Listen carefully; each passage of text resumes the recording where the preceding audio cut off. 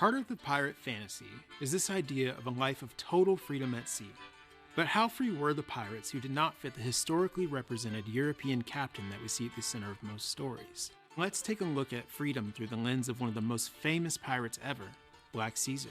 You may have heard of the adventures of the larger-than-life African chieftain who plundered alongside Blackbeard, but as it turns out, even though there was an actual Black Caesar, there were dozens of other pirates of African descent referred to as Black Caesar. Ahoy, mateys. I'm Captain Joel Cook. Yes, the Captain Joel Cook. And this is Rogue History. Very little of what historians know about Black Caesar is concrete and grounded in evidence. We know that Black Caesar was born somewhere in Africa, most likely West Africa. He was lured onto a slave ship where he established an alliance with a sailor of unknown origins. Together, they took over the ship and eventually joined Blackbeard's crew aboard the Queen Anne's Revenge. 18th century vessels are incredibly complex, and it takes a lot of training to be able to be skilled in knowing how to work a vessel.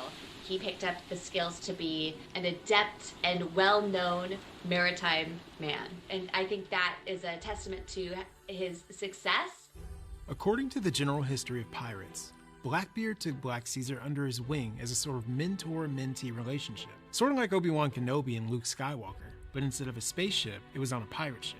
And then in 1718, when Blackbeard's pirate ship ended up in a final standoff against the British Royal Navy off the coast of North Carolina, Blackbeard, who was killed in that battle, entrusted Black Caesar to blow up the Queen Anne's Revenge, so it would never be under English control. Oh, not you, Caesar. Should anything untoward happen, I want you to stay here, ignite the powder, and they may take me, but a ship under my command, never. Knowing that your crew member was willing to blow up a ship and destroy not only himself, but the vessel, all of the men, all of the booty, in order to ensure that the ship does not get confiscated, that is trust. That is indeed, I think, a strong bond. Before he could blow up the ship, the injured Black Caesar, along with 17 other men, was captured and tried for piracy in Virginia. And in December 1718, he was hanged. It's tragic considering the circumstances that led him to become a pirate. At the same time, it's a familiar ending to a lot of pirate stories. But if you were to look up Black Caesar on Google, or maybe ask Jeeves if you're old school like me, you'll notice repetitive and speculative language around his story. Vague and stereotypical references to him being a tribal chief in Africa, and his huge size, immense strength, and keen intelligence. A lot of supposedlys and according to legends, and it is said by whom? The way pirates and privateers would write about people of African descent was to refer to them by their color, and they would refer to them interchangeably. Rarely, if ever, did they identify them by name.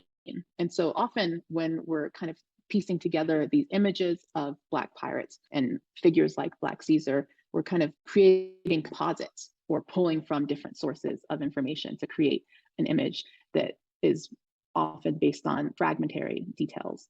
Basically, most Black pirates were never seen worthy of being named in the records, so we don't know Black Caesar's birth date, birthplace, or birth name. As a result, we don't know for sure if the details that surround him belong to him or a different unnamed Black pirate. And of course, this leads to the question of, who are all these other Black Caesars? There's a few we definitely know about, like Henri Césaire. Born into slavery on a French plantation in Haiti, he was part of the Haitian Revolution. In 1805, he captured a Spanish ship and his pirating career began, attacking small villages and lone vessels near Cuba and the Bahamas. Some say he was captured in Key West and burned to death, and some say he escaped with $6 million in treasure that is still hidden around Florida. Jeeves, book me a flight to Florida. Then there's John Black Caesar, an African-born man convicted of theft and piratical acts in the late 18th century. He was brought to Australia on a prison ship, but he escaped, and was known as one of the country's first bushrangers, thieves hiding in the wilderness and rebelling against European settlers.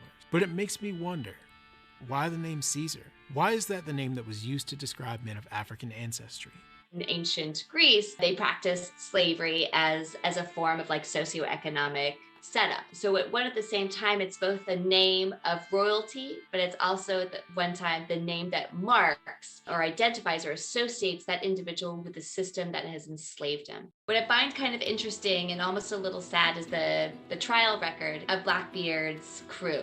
Caesar is the only man who doesn't have a last name.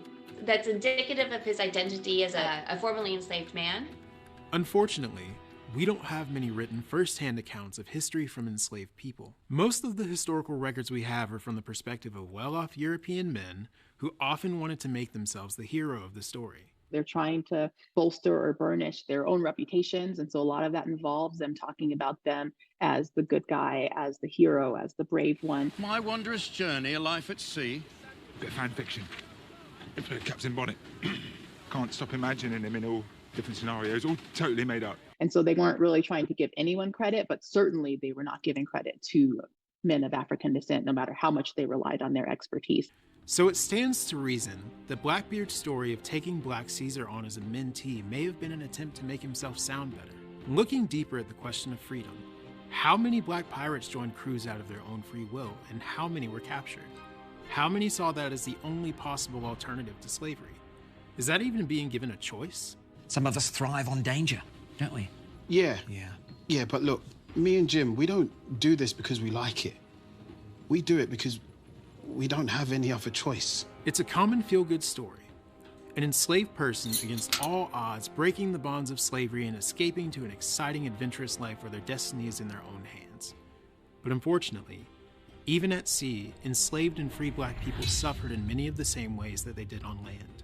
So they had their reasons, and piracy had its appeal, but it also had its dangers and risks that they wouldn't necessarily be able to live any freer than they did on land. Maybe they had some more mobility, but did they necessarily have their freedom?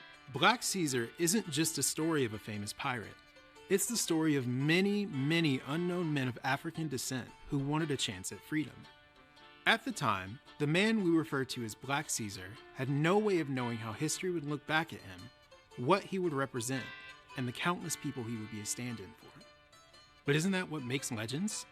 Legends aren't born saying, "Hello, I'm a legend." They often don't even know that they're going to be legends as they're facing their fate.